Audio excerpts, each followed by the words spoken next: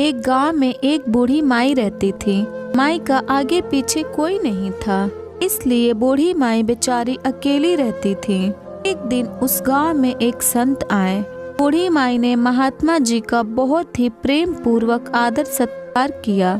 जब महात्मा जी जाने लगे तो बूढ़ी माई ने कहा, महात्मा जी आप तो ईश्वर के परम भक्त हैं, कृपा करके मुझे ऐसा आशीर्वाद दीजिए जिससे मेरा अकेलापन दूर हो जाए। अकेले रह रह करके अब उब चुकी हूँ। तब उन महात्मा ने मुस्कुराते हुए अपनी झोली में से बाल गोपाल की एक मूर्ति निकाली और बुढ़िया माई को देते हुए कहा, माई ये लो आपका बालक है, इसका अपने बच्चे की तरह प्रेम पूर्वक लालन पालन करती रहना।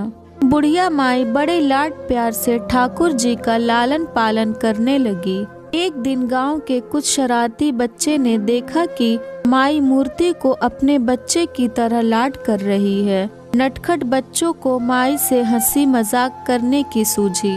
उन्होंने माई से कहा, अरे मैया सुन, आज गांव में जंगल से एक भेड़िया घुस आया है जो छोटे बच्चों को उठा कर ले जाता है और मार कर खा जाता है। तू अपने लाल का ख्याल रखना, कहीं भेड़िया इसे उठाकर न ले जाए। बुढ़िया माई ने अपने बाल गोपाल को उसी समय कुटिया में विराजमान किया और स्वयं लाठी छड़ी लेकर दरवाजे पर पहरा लगाने के लिए बैठ गई। अपने लाल को भेड़िए से बचाने के लिए बुढ़िया माई भूखी प्यासी दरवाजे पर पहरा देती रही। पहरा देते देते एक दिन बीता, फिर दूसरा, तीसरा, चौथा और पांचवा दिन बीत गया। बुढ़िया माई 5 दिन और 5 रात लगातार बगैर पल के झपकाए भेड़िए से अपने बाल गोपाल की रक्षा के लिए पहरा देती रही। उस भोली भाली मैया का यह भाव देखकर ठाकुर जी का हृदय प्रेम से भर गया। अब ठाकुर जी को मैया के प्रेम का प्रत्यक्ष रूप से आस्वादन करने की इच्छा हुई।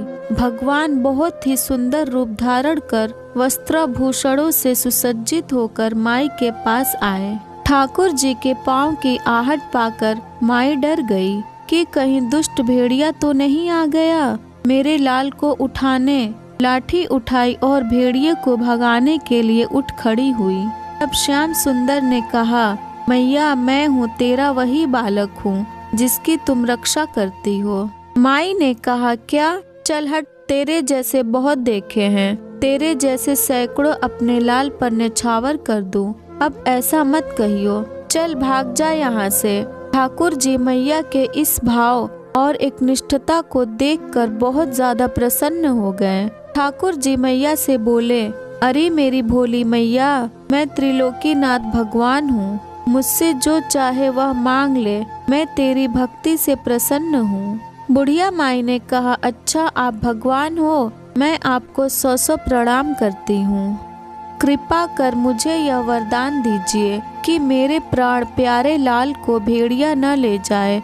अब ठाकुर जी और ज्यादा प्रसन्न होते हुए बोले, तो चल मैया, मैं तेरे लाल को और तुझे अपने निज धाम लिए चलता हूँ, वहाँ भेड़िए का कोई भय नहीं है। इस तरह प्रभु बुढ़िया माई को अपने निज धाम ले गए। भगवान को पाने का सबसे सरल मार्ग है भगवान को प्रेम करो, निष्काम प्रेम, जैसे बुढ़िया माई ने किया।